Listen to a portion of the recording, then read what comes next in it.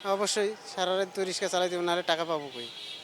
কষ্ট লাগলে কিছু করার নেই, এটা গ্রামের একটা আঞ্চলিক নিয়ম, এটা দেওয়াই লাগবে। 10 দিন আগ হলেও দেওয়া লাগবে, 10 দিন পরে হলেও দেওয়া লাগবে, টাকাটা কিন্তু দেওয়াই লাগবে। এই প্রশ্ন করার মতো সাহস কিংবা শক্তি আমাদের নাই। গ্রামে যেটা চলমান আছে ওইটাভাবে আমাকে চলা লাগে, ওই হিসাবে যেটা ওদের কাছ থেকে ঠিক হবে ওইটাই দেওয়া লাগবে। আচ্ছা, দিতেই স্যার।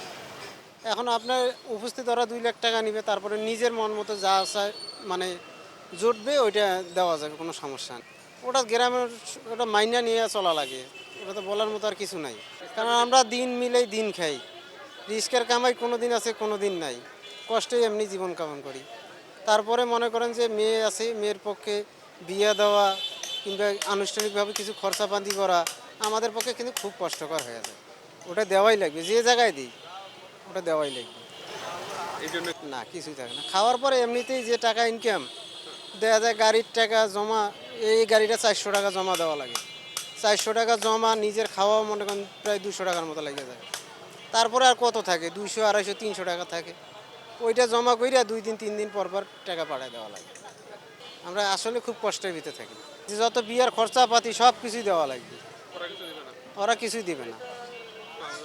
ওরা কাবিন নামে ওটা করা ধার্য করা থাকে, যতই ধরুক ধার্য করা থাকে, ওরা মন চাইলে দিব, না চাইলে না দেবো, ওটা কোনো মানে জোর জবস্তি নেই। কিন্তু আপনারা কষ্ট লাগলে এখন কি করার, আমাকে তো দেওয়াই লাগবে, মেয়ে যেহেতু আছে বিয়ে তো দেওয়াই লাগবে।